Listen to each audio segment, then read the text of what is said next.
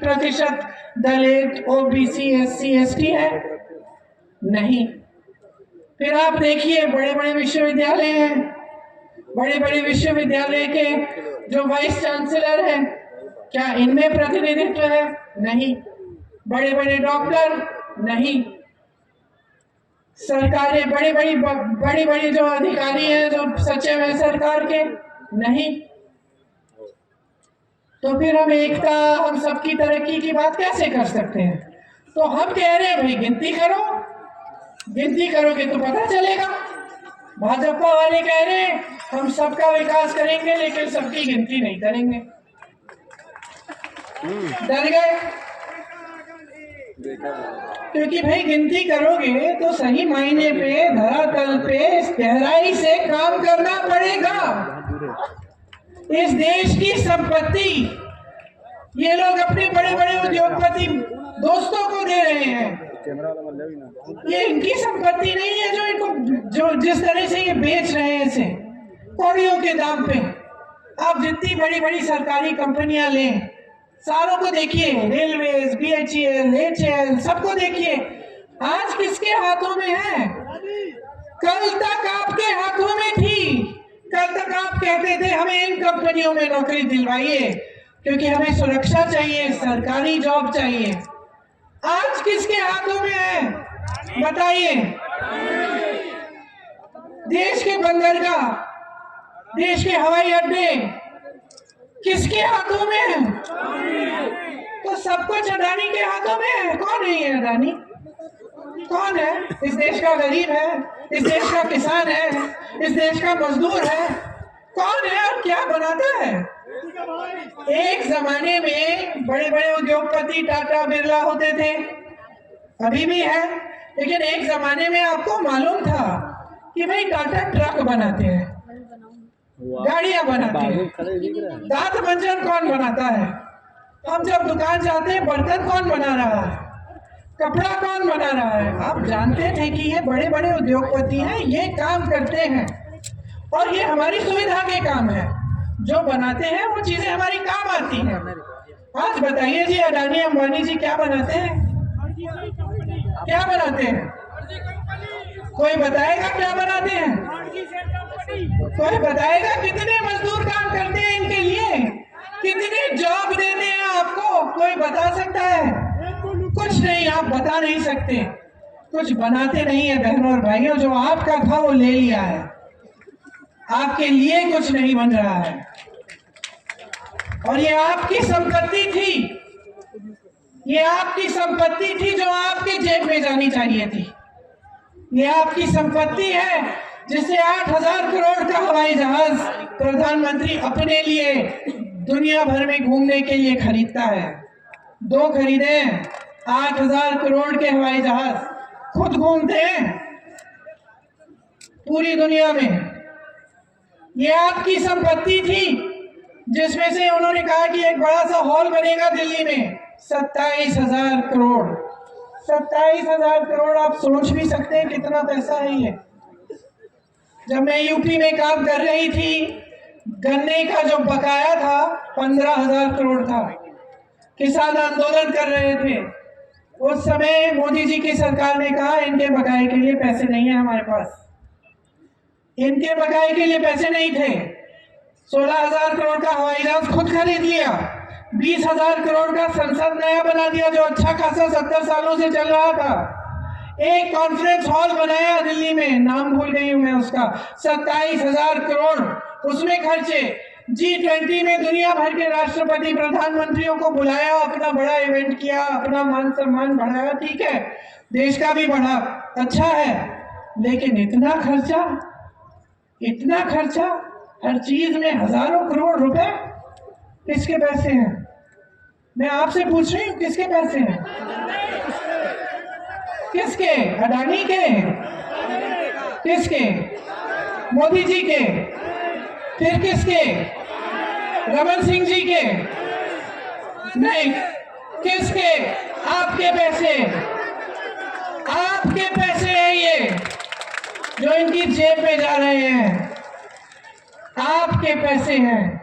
सतर्क बन जाइए, ये जो कहते हैं ना कि सरकारी कर्मचारियों के लिए पेंशन के पैसे नहीं है, इनसे कहिए उन उद्योगपतियों के कर्जे माफ करना बंद करें, किसानों के कर्ज माफ करें और पेंशन दे सबको। हिम्मत है? नहीं है, क्योंकि मेरे भाई सही कहते हैं, आज तो ये खुद ही सरकार नहीं चला रहे हैं, इनकी सरकार भी अदानी जी चला रहे हैं, डरते हैं ये उनसे। हिम्मत नहीं है बहनों और भाइयों, और आपकी संपत्ति छीनी जा रही है। ये भाजपा की जहां जहां सरकारें हैं, गरीब से, किसान से, मजदूर से, मिडिल क्लास से संपत्ति छीन कर बड़े बड़े उद्योगपतियों को मिल रही है। आप ध्यान से इनकी बातों को सुने, आप इनकी घोषणाओं को देखिए, आप इनकी सरकार के कार्यकाल को समझिए, तो यही बात समझ में आएगी। और जब मैं कहती हूँ कि छत्तीसगढ़ में कांग्रेस की सरकार ने आपकी संपत्ति वापस आपके जेब में डाली है, तो मैं इसलिए कहती हूँ क्योंकि ऐसी स्कीमें बनी हैं जिससे आपके गांव मजबूत हुए हैं, जिससे आपको ग्रामीण रोजगार मिला है, जिससे आपके किसान मजबूत हुए हैं, जिससे मेरी बहनें मजबूत बनी हैं कि गर्व से खड़ी होकर कह सकती है मैं 1 लाख रुपए कमाती हूँ गोठान में काम करके, कि मेरा स्वयं सेवा समूह 6 लाख रुपए कमाता है। गर्व से खड़ी होती है। आज छत्तीसगढ़ को पूरा देश देखता है, दुनिया भर के जितने भी आदिवासी लोग हैं वो छत्तीसगढ़ की ओर देखते हैं। आज बस्तर का नाम हिंसा से नहीं जुड़ा, आज बस्तर का नाम मिलेट से जुड़ गया है, रागी से जुड़ गया है। ये रागी दुनिया की बड़ी बड़ी दुकानों में बिक रही है, मेरे घर में मैं खाती हूँ आपकी उगाई हुई रागी, क्योंकि छत्तीसगढ़ में बस्तर में समस्या थी। सरकार ने कहा हम इसको सशक्त बनाएंगे, बस्तर के लोगों को सशक्त बनाएंगे। सबसे बड़ा मिलेट प्रोसेसिंग का प्लांट लगा दिया। आज जो आपकी उपज है मिलेट, कोदा, ये सब दुनिया भर में बिक रही है, अच्छी पैकेजिंग हो रही है, अच्छी मार्केटिंग हो रही है। देश भर से नौजवान आपकी तरफ देखता है कि छत्तीसगढ़ में बेरोजगारी कम है। आंगनबाड़ी की जो महिलाएं हैं उनका मानदेय बढ़ाया, दाई दीदी क्लिनिक शुरू कराई, सरकारी कॉलेज में लड़कियों को स्नातक तक मुफ्त शिक्षा दिलवाई, स्वामी आत्मानंद स्कूलों में 50% महिलाओं को आरक्षण दिया, बेटियों की शादी के लिए पैसे दिए। किसके पैसे हैं ये? किसके पैसे हैं जो आपको मिल रहे हैं? आपके पैसे हैं, ये आपका हक है, आपका अधिकार है। इसलिए कांग्रेस आपके हक और आपके अधिकार को पहचान के ये पैसे आपको लौटा रही है।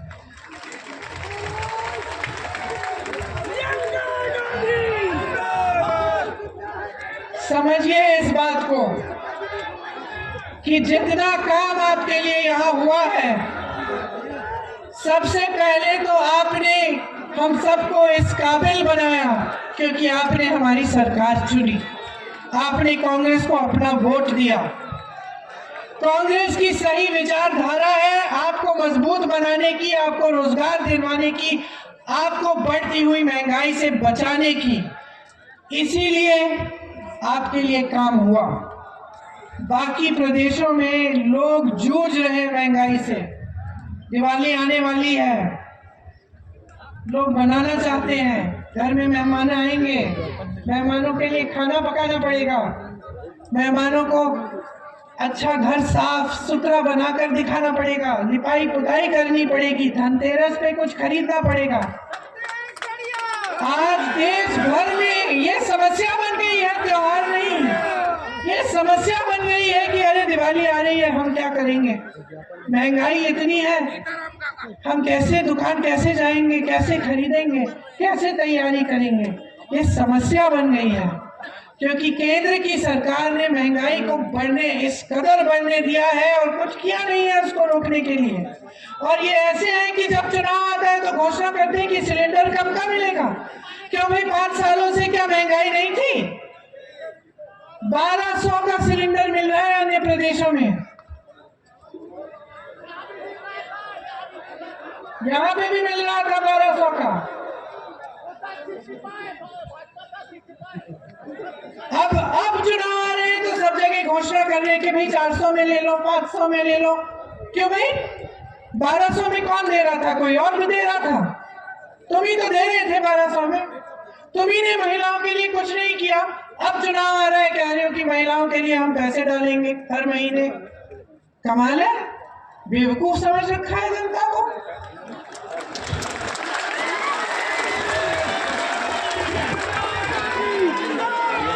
तो भैया इनको दिखा दो कि कितना विवेक होता है जनता में। इनको दिखा दो कि कितनी शक्ति होती है जनता में। इनको दिखा दो कि कितने समझदार हो। आपके सामने किसी की हिम्मत नहीं होनी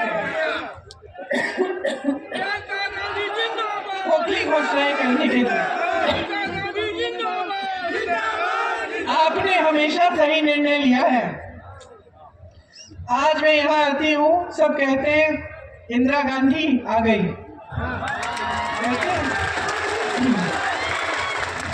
मैं इंदिरा गांधी नहीं हूँ।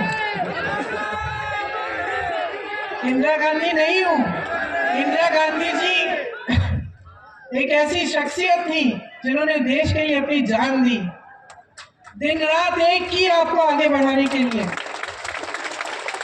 इंदिरा गांधी जी वो शख्सियत थी जो आपके सामने अगर आकर कुछ कहती थी तो करके दिखाती थी।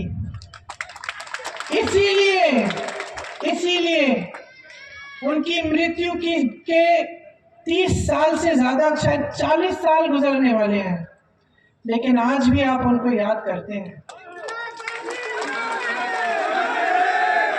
क्योंकि आपके दिलों में उनके लिए श्रद्धा है, लेकिन उनके दिल में आपके लिए श्रद्धा थी। वही श्रद्धा उन्होंने हमें दी आपके लिए अपने दिलों में। वही श्रद्धा कांग्रेस के नेताओं के दिलों में होनी चाहिए।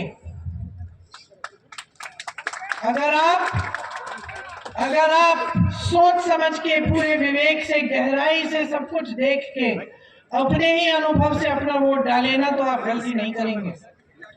तो आप अपने भविष्य को मजबूत ही बनाएंगे। आप देखिए इन्होंने काम क्या किया, तब आप गलती नहीं कर सकते। अगर आपके मन में इंदिरा गांधी के लिए श्रद्धा है तो उसकी वजह है। अगर आप भूपेश बघेल जी में भरोसा करते हैं तो उसकी वजह है। अगर आप राहुल गांधी में भरोसा करते हैं तो उसकी वजह है। ये इंसान 4000 किलोमीटर चला है, ये देश के एक कोने से दूसरे कोने तक चला है, सिर्फ आपको ये कहने के लिए कि भाइयों और बहनों, इस देश की राजनीति को भटकने मत दो, इस देश की एकता को टूटने मत दो। भारत जोड़ो यात्रा करता है ये कहने के लिए कि बहनों और भाइयों, ये आपका देश है, ये आपका प्रदेश है, इसकी हिफाजत आपके हाथों में है।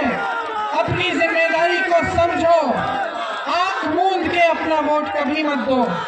सिर्फ ये कहने के लिए कि ऐसी राजनीति को मजबूत करो जो आपकी तरक्की लाए, जो आपकी संपत्ति आपके हाथों में दे, जो आपके लिए दिन रात काम करे, जो आपको ही सर्वोपरि बना के रखे। इसीलिए आज मैं आपसे वोट नहीं मांग रही हूँ, मैं जागरूकता मांग रही हूँ, मैं आपका विवेक मांग रही हूँ, और मैं ये मांग रही हूँ कि सच्चाई को समझो।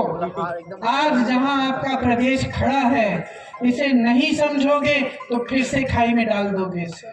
फिर से छत्तीसगढ़ सिर्फ हिंसा और भ्रष्टाचार के लिए जाना जाएगा। लेकिन आज वो मौका है कि 5 साल आगे हैं तुम्हारे।